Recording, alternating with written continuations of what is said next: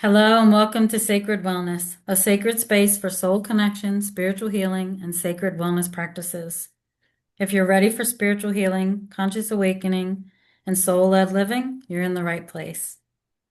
Today I'm welcoming Ivory La Noue to the show. Welcome to the show, Ivory. Well, thanks, Terry Ann. It's really great to be here.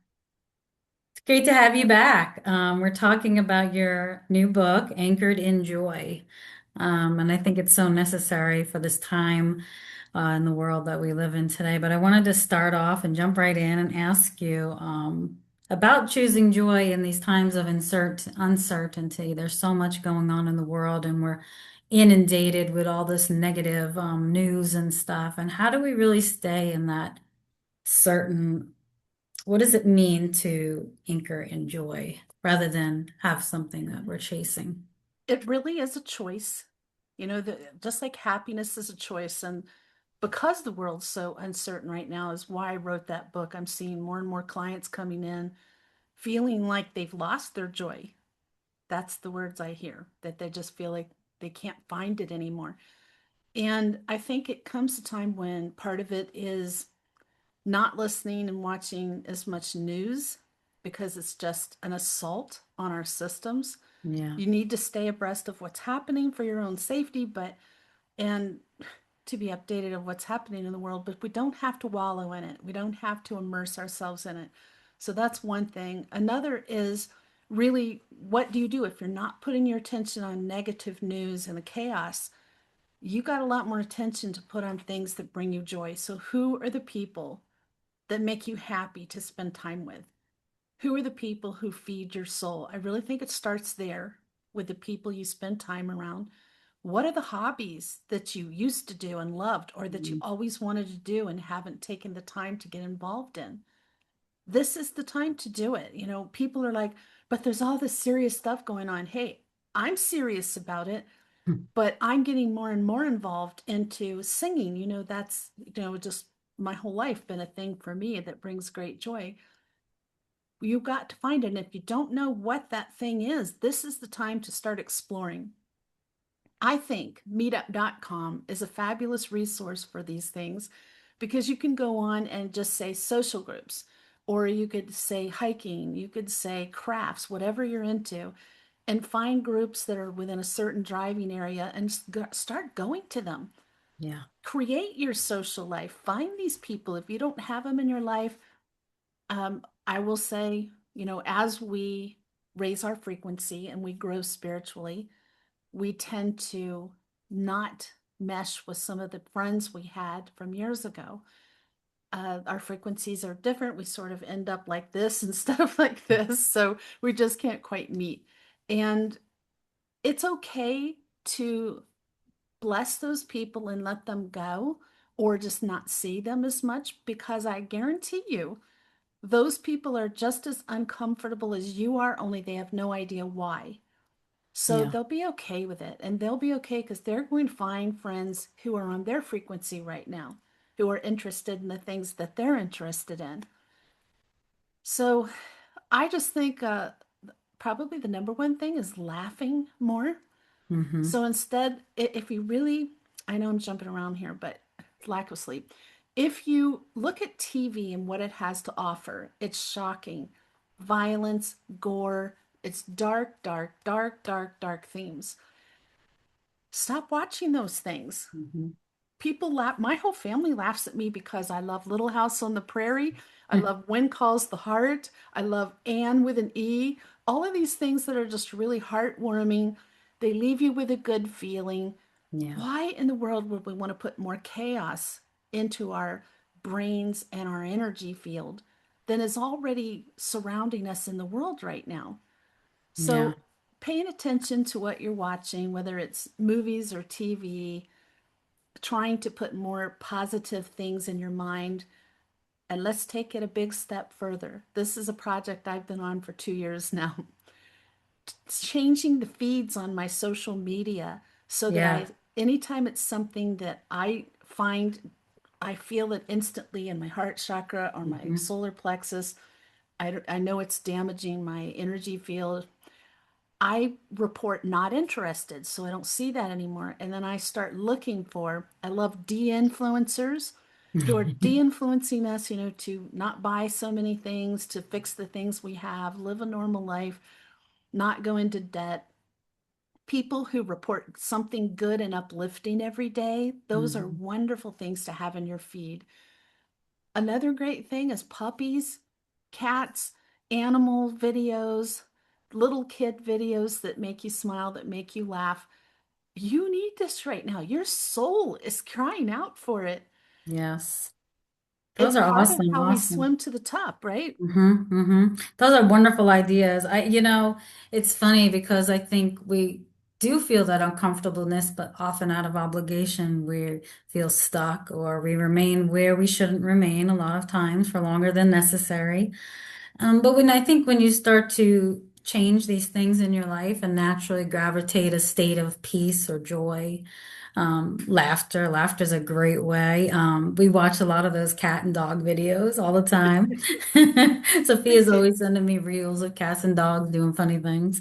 But in a world that constantly pushes this changing, fixing, becoming, how can we practice the art of joy within, not as sort of a way to postpone it, but like every day, because we are naturally, as a human race, we go, we work, we have families, we have a busy life, and sort of we get pulled out of what that is. How do we really position ourselves in a place of acting from joy with all of that busyness? Okay, one thing I think helps a lot is to have it's part of my spiritual practice, but how you start your day. And so no social, no telephones, no computer for the first half hour that you're awake. That needs to be sacred time to give your body and your mind time to just Mhm. adjust to the day. Before I get out of bed, I say, this is going to be an amazing day. And I say it like that. And darn if it isn't. And if I forget to say that, it just isn't. So we're setting the tone for the day, giving our energy system, our nervous system a break from social media, computers, and all of that. And then as you go through your day, one of my favorite things to do is to start changing how I look at things I must do, like as a mother, as a wife, Mhm. as a sister, a daughter. Things that you must do in your routine are every one of them is a sacred task.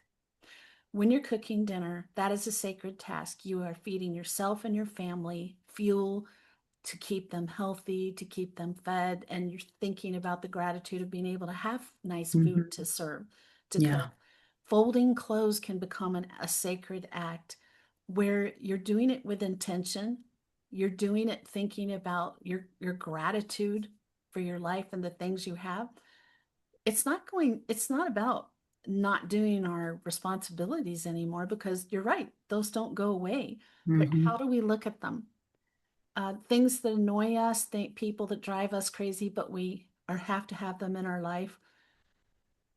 I think giving some grace helps hmm find some joy because not a one of us are perfect. Every Yeah. single one of us are struggling to do the best we can with the tools we have, the way we were raised, how, maybe just a lot of things. I don't want to get into all of that, but we're doing the best we can. And that person is right where they're supposed to be at this time on their hmm path, on their development personally and spiritually. So what's the point of getting frustrated with them? What's the point? They Yeah. they are who they're supposed to be. Doesn't mean you shouldn't limit your time around them if you can. But I find those things to be very helpful because I think I shared with you once and you laughed at me, and I get it. Everybody does. There was a period of time where I was furious that I had to do certain things twice a day, like brush my teeth. Brush my teeth. I don't want to. I was brushing my teeth so angry. I'm like, I'm so sick of this.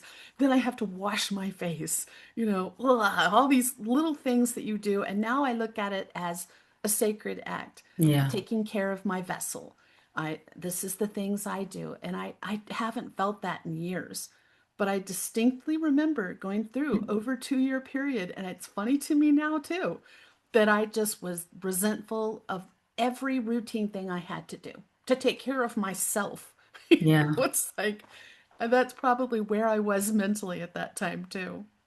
We talk about that often, right? Because we get stuck in that sometimes. And it's like, changing that mindset over, oh, this is so frustrating. I have to do this. But then looking at it as a sacred act, as you say, what a beautiful way to be able to contribute to your family and grateful you're able to still do it. I mean, there's many people that get sick or aren't healthy enough to do things like that. So just changing and having a gratitude aspect, thought about it. I want to talk a little bit about how you actually write your books. So you're excited. I think the excitement and what drives it, but how are you guided towards what like topic to write? Do you sort of feel that? Do you sort of receive that, intuitively hearing it? How do you receive? The first one, that Let Your Angels Lead, that was led by my angels. They told me to write it. But everything else has either been that I suddenly have an influx of clients who are all talking about the same topics. So I know if I have an influx of topics of clients coming in, so do other people. This is a big issue right now. So I think that it's timely I address it. But the other way is I kind of use my podcast as a little testing Mhm. ground. The shows that really resonate with people on my podcast are the ones I'm first going to write books about and go into more depth. Because obviously that's something of interest to people. And Mhm. why beat our heads against the wall writing something people don't want to read, don't want to hear about? Yeah. So it just seems like a tool I have at my disposal that I might as well use. hmm And so Joy, I guess, is one of those ones that received a lot of attention. Joy and lots of clients coming in, hmm especially in the last year and a half, just really struggling, really struggling Yeah. mentally, emotionally, who are not normally depressed or anxious, and who used to feel like they had a lot of happiness in their life and just feel like they can't even remember the last time they smiled. So that to me was alarm bells going off in my hmm head that I need to do what I can to try to address this. Yeah. I And think, a lot of people feel disconnected. They feel unsure. And, in a world of uncertainty, that's totally understandable. And often I think naturally a lot of us go towards that negative. They don't think about how can they change that positively, right? How can they use that to drive them or to help other people? I was just talking about it today, like, I saw a post and it was like more about all this negativity and feeding that negativity then. But rather than being in your peace and your love and sharing that message, rather than going back and attacking whoever it was that wrote something else. But so for our listeners that feeling anchored in joy, how do we guide them back home to themselves? What would be one thing where we can start them sort of today? They feel disconnected, they're unsure. What's one thing they can do today to sort of anchor that joy in? I know this is out of fashion with a lot of people, but I'm going to say it anyway because I've got decades of really positive results with clients with this. And that's affirmations. What you tell yourself is what you believe. What your brain hears about you is what it starts to believe. And so it can also be what you tell your brain about the world. So hmm you need to start telling your brain there's a lot of good people out there. There's a lot of people who are also working on themselves. There's a big spiritual awakening happening. Those kind of things give you hope at a hmm very personal level. And change does start on a personal level. If you want to change the world, first you change yourself, right? Yeah. So you work on yourself. So I think anything that you see as, and I'm talking about each individual person that you see as a huge problem in the world, you've got to find some way to find some positivity in this, not toxic positivity where you refuse to look at the truth. That's ridiculous, but you can't just have a totally negative outcome. There is hope for this world. That's a good affirmation. There's hope for this world. hmm There's hmm hope for our country. There's hope for us personally. There's more and more people waking up spiritually, and it's only going to increase from here. So, coming up with affirmations, and if you don't know how to write them, there's so many sites online that offer affirmations. You can enter affirmations for joy. Mm-hmm. And I would say start with three. Pick the three that resonate the most with you. And my personal method is I put them on an index card, I write them, and then I tape them on the bathroom mirror so that I remember to say them 3 times in the morning, 3 times at night. And not just say them, but you need to be looking yourself in the eye and Hmm. saying it like you mean it. Yeah. And when you realize you do mean it, you can cross that one off and just have the two or add a third one. Don't overwhelm yourself trying to do 10, 20 affirmations at a time. It's too many. Right. So, Yeah, it totally whatever's makes sense. biggest for you, whatever most important in your life. It totally makes sense. And I think about it and there's so many people like I don't trust the world and nobody you can't trust anybody. And you keep telling yourself continually these things and obviously that is what you are going to receive in the world. And I often look at that and I'm like how is it to go through life feeling like that, so disconnected and so unaware that there is beauty in the world, right? And so I think the more we inundated with all that negativity, you made a lot of great points to help us anchor into what that joy is and bringing us. Affirmations are wonderful. I think they're great. I'm glad to hear that. And one thing also is, I think having a no political talk rule with friends and family, if you don't have an agreement of how things are with that, please have a no political talk rule. Most people are having great difficulty having a conversation about it. If you can have an adult conversation about it, that's fine. But if it's going to lead to arguments and hard feelings, what Yeah. is the point? Hmm.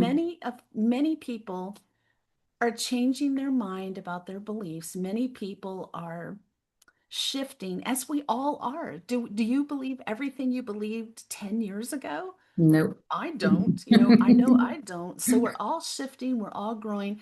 If somebody's important to you, I don't believe in writing people off, but I do believe in having some boundaries set. Because frankly, as an empath, when people are arguing and when they get ugly, it feels like somebody stabbing a dagger into Yeah. my energetic field. And I'll feel sick and I get exhausted right away. And so I won't be around that. It's not that I can't, I won't be Yeah. around that. So boundaries are important spiritually as well in life.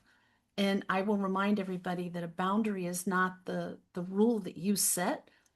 The boundary is when someone tries to break it, what you do at that point. Right. Perfect. Upholding your own boundary is the actual boundary. Yes. Because I would always say like, well, I set the boundary and he crossed the boundary, but but I was allowing that to happen.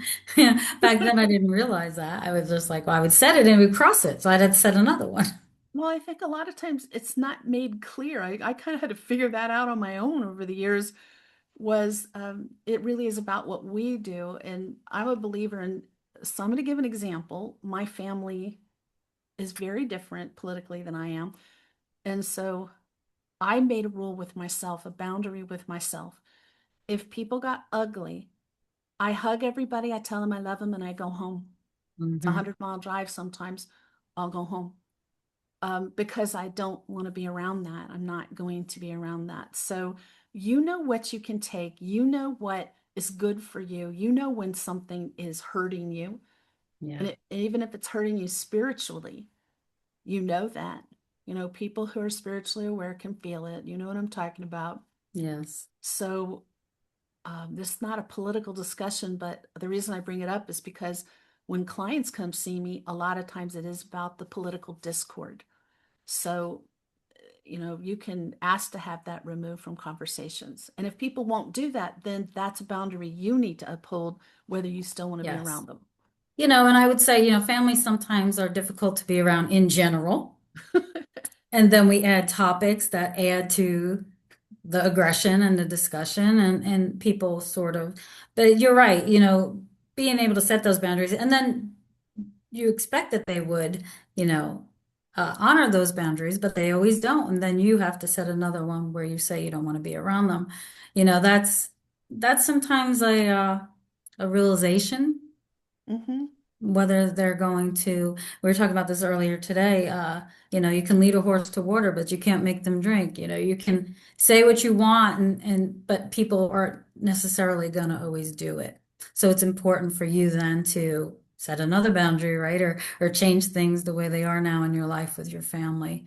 I think it's just part of the progression, right? I think as we move closer, we have a world that's divided, and that's the way, honestly, the way I feel like it's always been.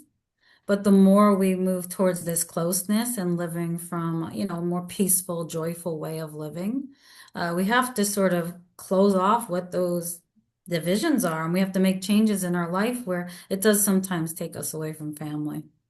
My angels are talking to me right now and reminding me of something they want me to talk about. I'm like, I'll do Okay. it. So they're showing me this person like rising up in this water and their heads back like this above the water. The higher you raise your frequency and keep it that high, you'll be rising above a lot of the chaos and you'll notice it, you'll see it, but it won't affect you so much anymore. So remember that dancing and singing is the fastest ways to raise your frequency. If you can do both together 10 minutes a day, you're going to feel more joy. You're going to feel lighter and happier. You're going to have a more positive outlook about your life and the world. Do it every single day. You can't afford to miss it. Consider it your spiritual medicine. Yeah. Laughing too. Laughing is another huge one. I make up a song about Sophia and dance around the house. She thinks I'm a weirdo, but I'm like, I'm dancing and singing with this made up song, but it's fun and it brings joy and laughter into our home. And I think, often as a mom, we do feel inundated. So any way that we can bring in some fun into our house and lighten the energy in our house too. Because And your your children, home your family, your husband, your spouse, your parents, they all feel it. But, as you said, the higher our frequency, the more we're able to rather observe it than absorb it. and your home needs to be a sanctuary to give you a chance to recuperate from being out in the world sometimes and experiences that aren't Yes. so great. You need to have your home be most of the time a place of peace. Hmm. I don't think it's reasonable to expect it to be that way all the time because humans are involved. So, you Yeah. know, here we back to that not perfect thing. But I do think doing the best you can, and it's not about what it looks like, though decluttering your home Yes. will give you instant sense of peace and calming, reduces anxiety. So I will say that, but more about not giving into that easy push to let your frustrations go on the people who love you the most because you think that, well, they love me, they're going to put up with it. But that's the last people you should be doing that to. Yeah. Yeah. So get a punching bag or something. Get a punching bag, punch a pillow, take it out on an inanimate object. But every one of us needs to be contributing to the sanctuary feeling of our home. Yeah. So we have some place to go to that almost always feels so safe, Yeah. so Anchored in comforting.